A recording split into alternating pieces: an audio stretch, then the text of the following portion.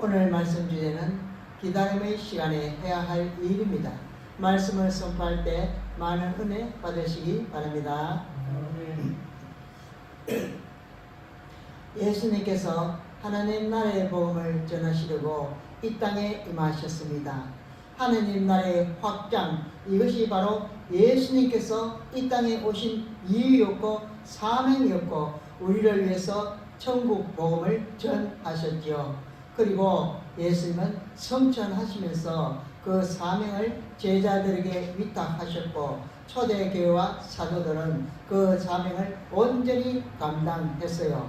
그래서 사도행전의 내용은 성령의 역사에 의해서 초대교회와 성도들이 어떻게 하나님 나라를 확장해 갔는가, 예루살렘과 유대와 사마리아 땅 끝까지 어떻게 그 복음이 확장되어 갔는가에 대한 기록입니다. 그래서 말은 사도들의 행전이라고, 사실은 성령 행전이라고도 합니다. 성령이 역사하셔서 성령의 능력을 힘입어서 예루살렘과 유대와 사마리아 땅 끝까지 복음을 전한 내용이기 때문입니다. 그런데 이때 초대교회와 제자들이 예루살렘과 온 유대와 사마리아와 땅 끝까지 이르러 천국 복음을 전하기 전에 해야 할 너무나 중요한 일이 한 가지가 있었습니다. 그것은 바로 하나님께서 약속하신 것을 기다리는 것이었지요. 예수님께서는 성천하기 전에 제자들에게 말씀하십니다. 누가복음 24장 49절, 볼지어다 내가 내 하나님께서 약속하신 것을 너희에게 보내리니 너희는 위로부터 능력으로 입혀질 때까지 이 성에 머물라 하십니다. 그러니까 여기서 이 말씀을 보면 아버지께서 약속하신 것은 무엇인가? 위로부터 오는 성령의 능력을 힘입는 것이었습니다.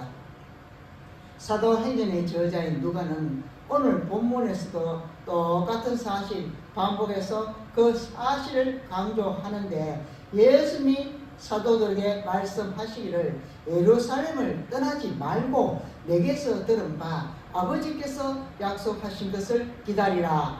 그리고 예수님은 사도행전 1장 8절에 성령이 너에게 임하시면 너희가 권능을 받고 예루살렘과 온 유대와 사마리아와 땅 끝까지 이르러 내 증인이 되리라 라고 말씀하시고는 하늘로 성천하셨어요. 제자들은 예수님께서 성천하신 후에 아버지께서 약속하신 보혜사 성령님이 충만하게 임하시기를 기다리는 시간을 갖게 되었는데, 그것은 바로 오늘 우리가 읽은 본문의 내용입니다.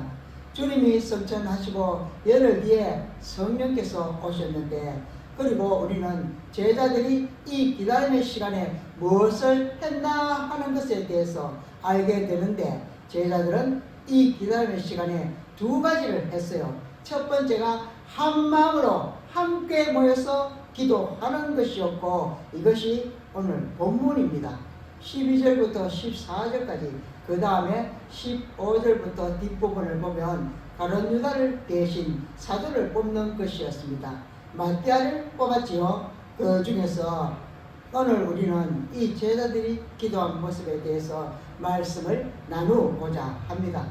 누가는 예수님께서 감난산에서 성천하신 후에 제자들이 오순절 성령 강림 때까지 열흘 동안 예루살렘에서 무엇을 하며 지냈나 하는 것을 기록했는데, 먼저 누가복음 24장 53절 말씀에 보면은 그들은 늘 성전에서 하나님을 찬송했다고 그랬어요. 여기 그들이 늘 찬송했다는 것은 하나님 앞에 나와 예배를 드렸다는 거지요. 그리고 오늘 본문 14절에서는 그들이 모여있던 다락방에서 마음을 같이하여 오로지 기도에 힘썼다라고 전하고 있습니다. 제자들과 초대교회 성도들은 계속해서 성전에서 모여서 하나님을 경배하고 예배하고 그리고 집에 모여서 기도하고 있었다는 거지요. 그들은 그 기다림의 시간에 성령 충만함을 간절히 사모하면서 성전에서나 집에서나 함께 찬양하며 기도하고 있었다라는 것입니다. 그러므로 우리는 오늘 본문을 통해서 우리가 성령의 임재를 통한 권능을 입으려면 어떻게 기도해야 되나 하는 것을 깨닫게 합니다. 먼저 초대교회 성도들은 한 마음으로 모여서 기도했다 그랬어요. 14절 그들은 마음을 같이하여 오로지 기도에 힘쓰더라. 마음을 같이하여 한 마음이 되어서 하나가 되어서 일치하는 마음으로 기도했다는 거예요. 그들은 오로지 한 마음으로 한 뜻이 되어 기도했다는 건데, 종교개혁가 칼빈은 오늘 본문을 주석하면서 이런 말을 했어요. 참된 기도에는 두 가지 본질이 있는데 그것은 곧 저들이 끈기 있게 기도했다는 사실이고 또 하나는 한 마음으로 기도하였다는 사실이다. 그렇게 말했어요. 여기서 제자들이 한 마음으로 기도하였다는 것은 그들이 아버지께서 약속하신 성령님을 간절히 기다리는 단 한 가지 마음으로 간절히 기도하였다는 것입니다. 오로지 기도했다는 것은 약속하신 성령을 받기 위해서 오직 기도하는 일에만 집중했다는 거예요.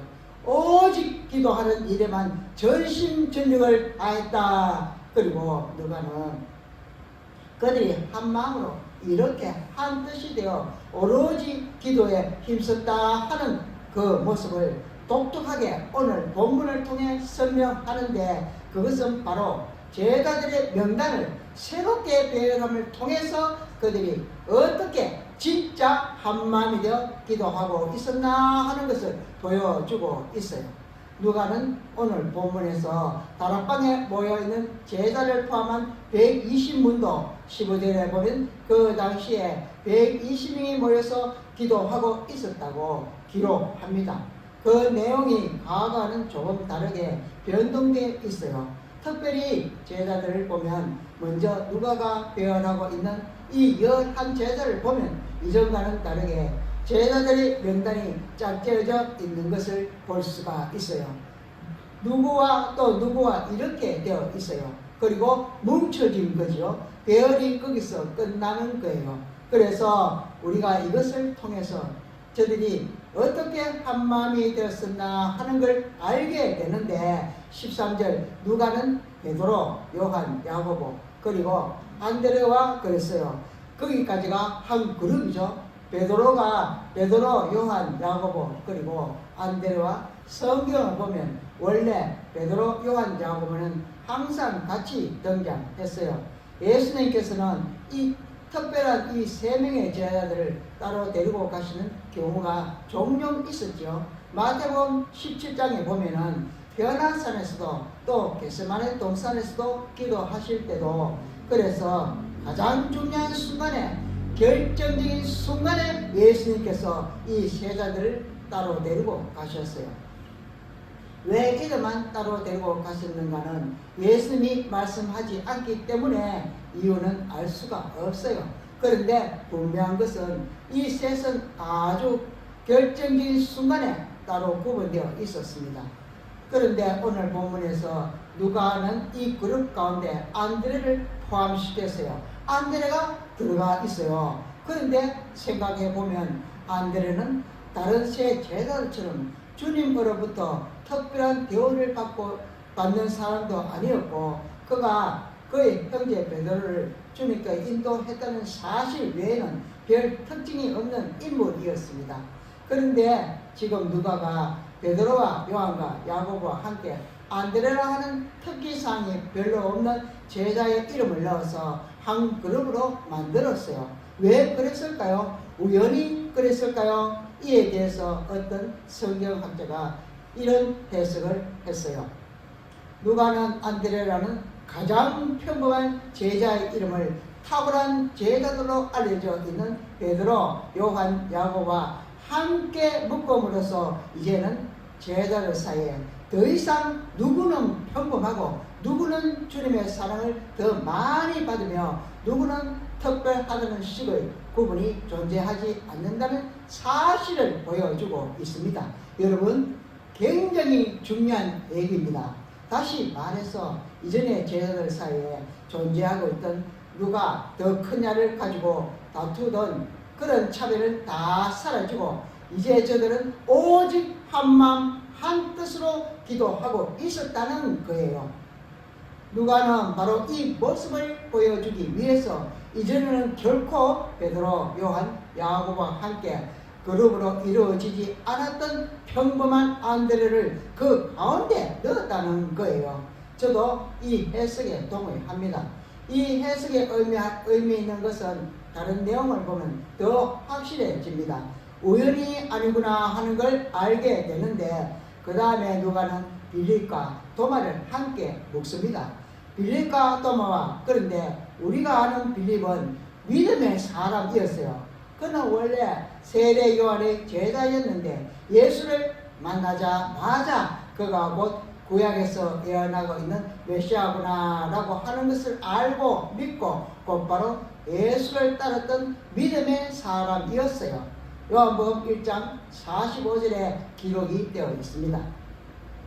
그리고 나사렛에서 무슨 선한 것이 나겠느냐라며 믿지 못하던 나다나엘에게 와서 보라고 확신에 찬 말을 했던 주역이 바로 빌립입니다. 그런데 이런 빌립과 함께 지금 그룹이 되어 언급되고 있는 도마는 어떤 사람인가요? 그는 매사에 정글을 요하는 의심하는 사람이었죠. 예수님께서 부활하신 후에 제자들에게 나타났을 때에 그 자리에 없었던 도마가 뭐라고 얘기합니까? 요한복음 20장 25절에 내가 그의 손에 못자국을 보며 내 손가락을 그 못자국에 넣으며 내 손을 그 옆구리에 넣어보지 않고는 믿지 아니하겠노라. 도마는 의심의 사람이었습니다. 무슨 말이냐면 믿음의 사람 빌립과 의심의 사람 도마, 정반대의 사람을 지금 한 그룹으로 모았습니다.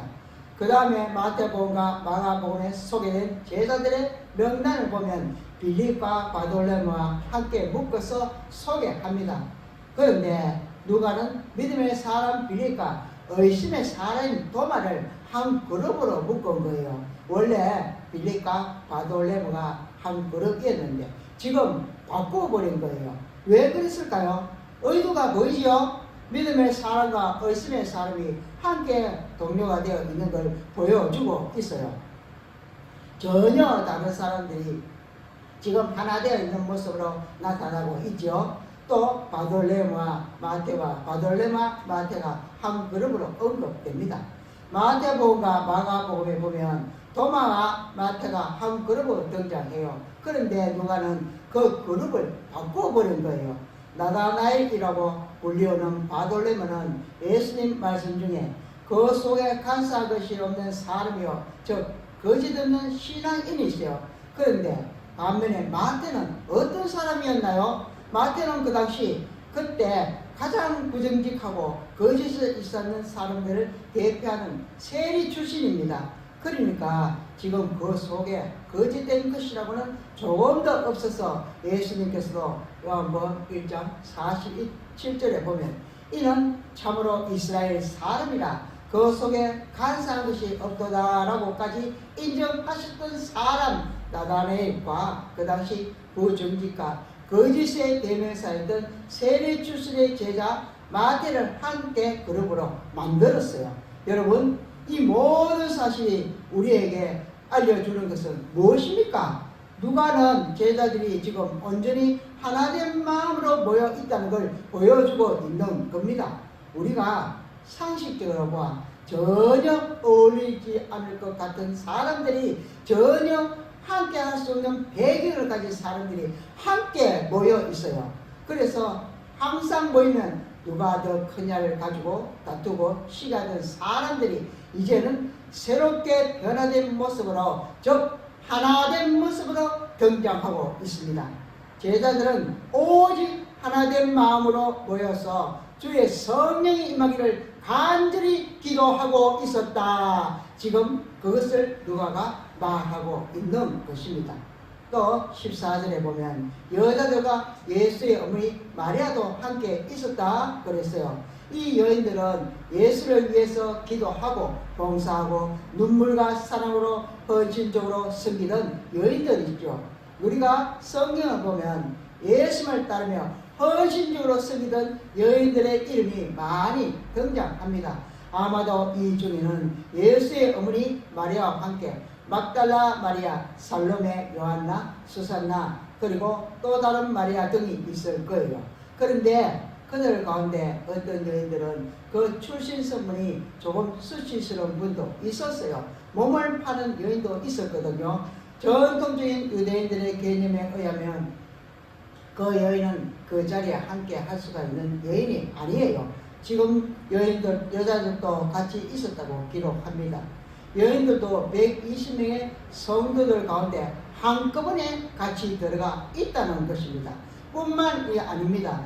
예수님의 아들도 있다고 그랬어요. 예수님의 아들은 예수님이 육신을 입고 이 세상에 계실 때 결코 예수님을 믿지 않았던 사람입니다. 그들도 이제는 그 자리에 함께 있어요. 부활 이후에 저들은 예수님의 혈육의 형이 아니라 능력의 하나님의 아들이시다는 사실을 진정으로 깨닫고 이제는 믿게 된 것입니다. 그래서 예수를 따르는 제자들과 함께 120명과 함께 모여서 기도하고 있었던 거예요. 결국 지금까지 모든 내용을 다 합쳐서 보면은 이 모든 사람들, 제자들, 여인들, 예수님의 어머니, 동생, 그리고 120명이 한 그룹이 전부 다 함께 포함해서 모든 사람들이 더불어 같이 해서 오로지 기도에 힘쓰고 있었다는 겁니다. 전혀 함께 할 수 없었던 사람들이 모여서 예수 그리스도 안에서 한마음 한뜻이 되어 간절히 기도하고 있었다. 여러분, 그렇다면 이 모습이 우리에게 주는 영적인 교훈이 무엇입니까? 한마디로 합심하여 기도하는 것이 이렇게 중요하다는 것입니다. 혼자서 기도하는 건 아름다운 일입니다.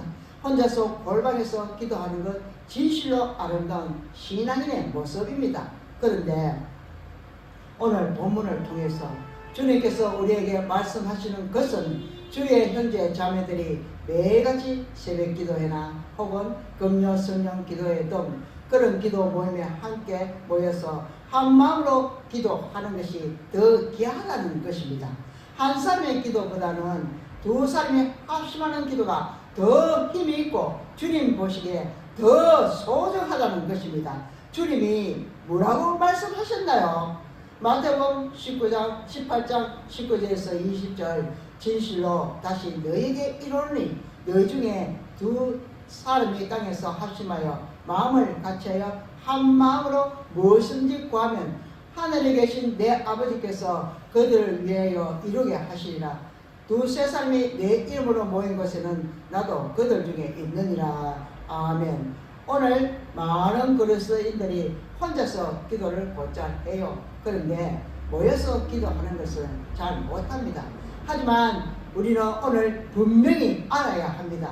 그리스도인들이 무릎을 맞대어 모여서 합심해서 기도할 때 그곳에서 사탄의 세력이 물러가고 하나님의 능력과 권세가 나타나고 성령의 역사가 나타나는 사실을 여러분들이 그렇게 한 마음으로 모여서 기도할 때 성령의 강력한 역사가 그들 가운데 임했잖아요. 그런 의미에서 여러분, 우리 매일 새벽 기도에 혹은 금요일 저녁에 성령 집회로 함께 모여서 말씀 듣고 합심해서 기도하는 것이 얼마나 중요한 일인지 모릅니다. 이렇게 한 마음으로 모여서 합심해서 기도하고 아프고 병든 이들을 위해서 중보할 때에 보혜사 성령님의 권능의 역사가 나타날 줄로 믿습니다. 이것이 사도행전의 역사입니다.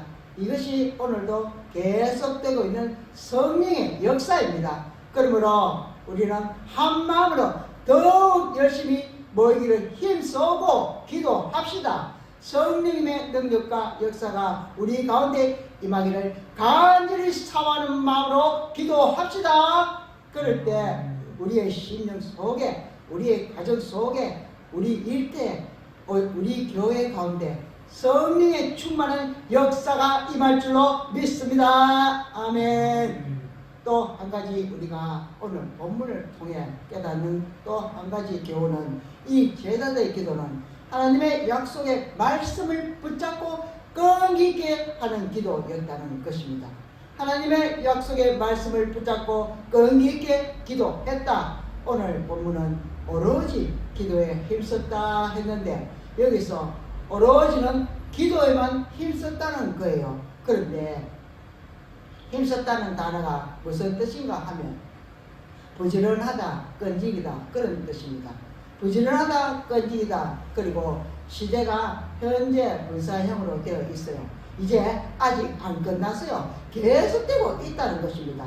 그들의 기도가 한두 번 하고 끝나는 게 아니고, 기도가 응답될 때까지 계속해서 끈기 있게 기도했다는 것입니다. 그래서 칼빈도 끈기 있게 기도했다라고 얘기합니다.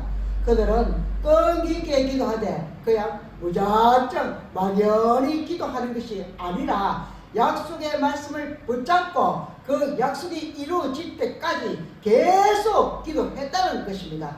여기서 우리는 기도에 매우 중요한 걸 하나 보게 되는데, 주님께서 약속하신 말씀을 붙잡고 하나님의 약속의 말씀을 붙잡고 간절히 끈기 있게 기도하는 것, 이제 너무 중요하다는 것입니다.